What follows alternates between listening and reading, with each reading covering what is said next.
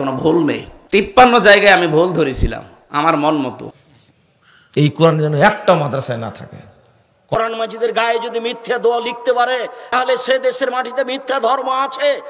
এক পৃষ্ঠা দোয়া। আসসালামু আলাইকুম ওয়া রাহমাতুল্লাহি ওয়া বারাকাতুহু। প্রিয় বন্ধুরা, কুরআনুল কারীমের 53 জায়গাতে ভুল রয়েছে, এই কথাটি বলেছেন মাওলানা মুফতি আমির হামজা। শুধু তাই নয়, কুরআনুল কারীমের অনেক জায়গাতে ভুল রয়েছে। আহলে হাদিসের অসংখ্য আলেমগণ তারা কোরআনের ভুল ধরেছে। চলুন দেখি আমরা কোরআনের কোথায় ভুল রয়েছে, আমির হামজা কি বলেছে। আর এই দেশের মাটিতে কোরআন মাজিদকে আমি দেখিয়েছি। দেখো, কোরআন মাজিদের গায়ে যদি মিথ্যা দোয়া লিখতে পারে তাহলে সে দেশের মাটিতে মিথ্যা ধর্ম আছে। এক পৃষ্ঠা দোয়া। 6 মাদ্রাসার প্রোগ্রাম আর যে কোরআন নিয়ে আসছে এখান থেকে লেখা আছে নুরানি হাফেজি কোরআন শরীফ। এই কোরআন যেন একটা মাদ্রাসায় না থাকে। কথা বুঝেননি? কোরআন শরীফ থাকবে কেন? কোরআন শরীফ, এই শরীফ আলা কোরআন থাকবে কেন? আব্দুল সালাম ভাই, এখন কয় কপি কোরআন লাগবে আমাকে বললাম, পাঠা দেবো কালকে ইনশাল্লাহ।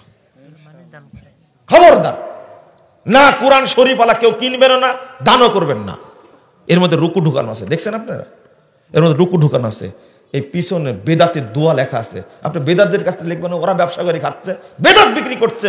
কোরআনের পাশে তাবিজ দেওয়া আছে, তাবিজের নকশা দেওয়া আছে। কোরআনের মধ্যে যোগ করেছে ওয়াকফে জিবরিল, কোরআনের মধ্যে যোগ করেছে ওয়াকফে সাল্লাল্লাহু আলাইহি ওয়াসাল্লাম, কোরআনের মধ্যে যোগ করেছে মানে কি? সূরা ফাতিহার প্রথম আয়াত হবে বিসমিল্লাহির রহমানির রহিম। মদিনা নুসখাতে আছে, তুমি বিসমিল্লাহকে আয়াত বলনি কেন? ছাপাইছো কেন কোরআন? ব্যবসায়ী এরা, বেদাতি, নির্লজ্জ, বেহায়া, এরা কোরআন হাদিস নিয়ে ব্যবসা করে। নাউজুবিল্লাহ, আস্তাগফিরুল্লাহ। আপনি কেন করবেন এটা? কোরআনের নাম হলো কোরআনুল কারীম, আল কোরআনুল কারীম অথবা আল কোরআনুল হাকিম অথবা আল কোরআনুল মাজিদ হবে। শরীফ লিখছে কেন? এটা হলো বেদাতীদের লেখা। আপনি আবার লিখছেন নুরানি, আবার হাফেজি। নুরানি মানে কি? এটাও আল্লাহর নূর। নুরানি টুপি, নুরানি জর্দা, নুরানি মেসওয়াক, নুরানি পায়খানা, নুরানি পেশাব, নুরানি জুতা, সব নুরানি করে নুরানি মাদ্রাসা। আরে বেটা বলি, এটা নুরানি না বলে মক্তব বলেন। কি বলতে হবে? মক্তব। নুরানি বলার অর্থ কি জানেন? সব আল্লাহর নূরে তৈরি হয়েছে। নাউজুবিল্লাহ, আস্তাগফিরুল্লাহ। সব আল্লাহর অংশ। আপনারা রাগ করেন না ভাই, আমি কষ্টের সাথে বলছি। আপনাদের আমি অনুরোধ করে বলছি, শিক্ষা অর্জন করবেন, সঠিকটা শিক্ষা করবেন। মনে থাকবে? সঠিকটা শিক্ষা করবেন। আপনারা কষ্ট পাচ্ছেন, আমিও কষ্ট পাচ্ছি। রাত বেশি হয়ে গেছে, আল্লাহ যেন আমাদের মাফ করে দেন। বলুন আমিন। লরেন বুথ, এটা টনি বেলাওয়ারের শালিকা, ছোট শালিকা, অনার্স মাস্টার্স করান, পিএইচডি হোল্ডার একজন।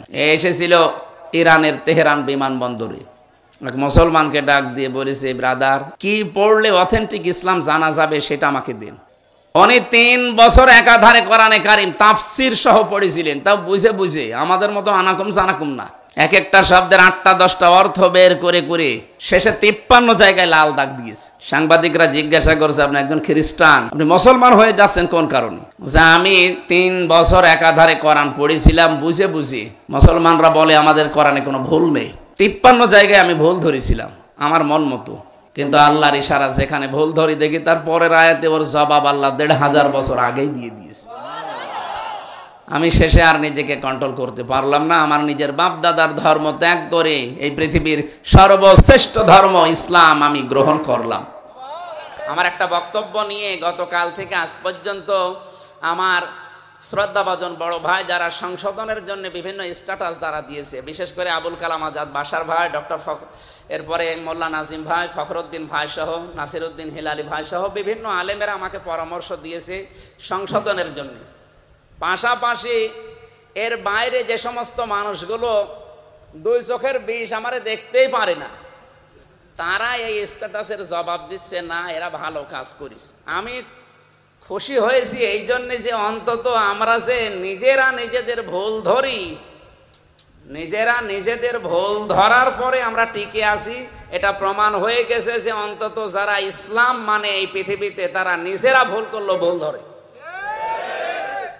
আর যে মানুষগুলো এই স্ট্যাটাস পড়ে খুশি হয়ে আরো আনন্দ প্রকাশ করছে, ওদের নিজেদের ভেতরে হাজারো দোষ চোখে দেখে না।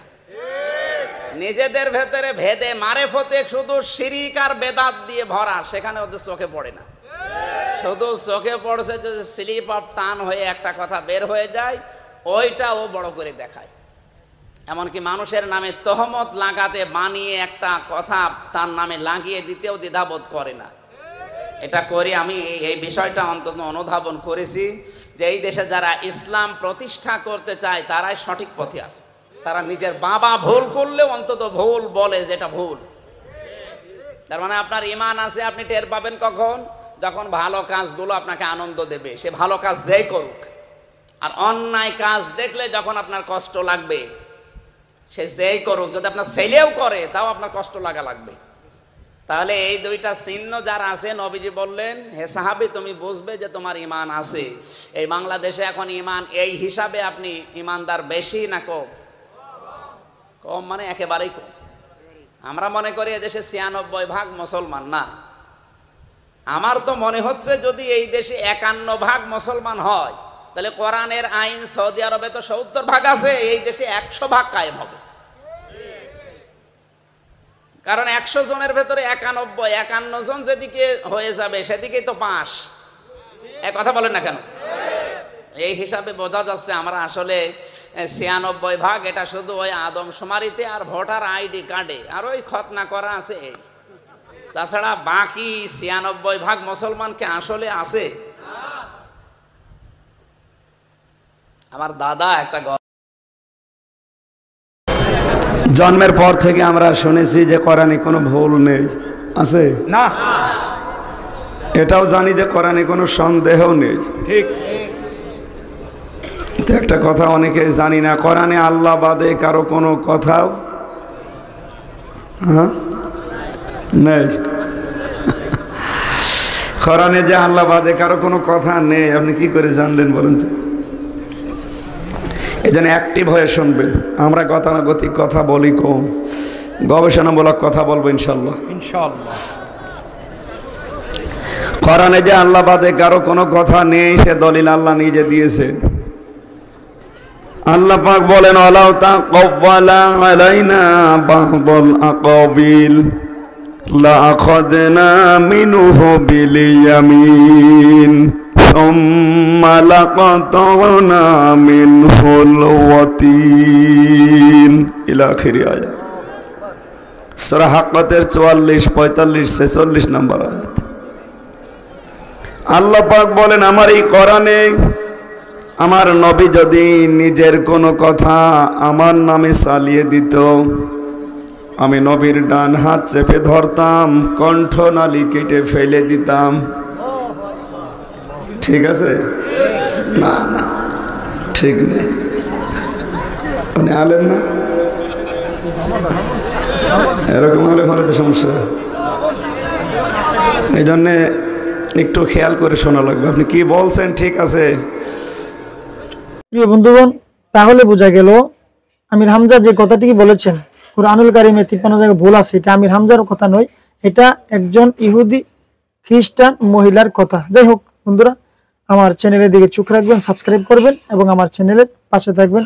এই বলে বিদায় নিচ্ছি। আসসালামু আলাইকুম ওয়া রাহমাতুল্লাহি ওয়া বারাকাতুহু।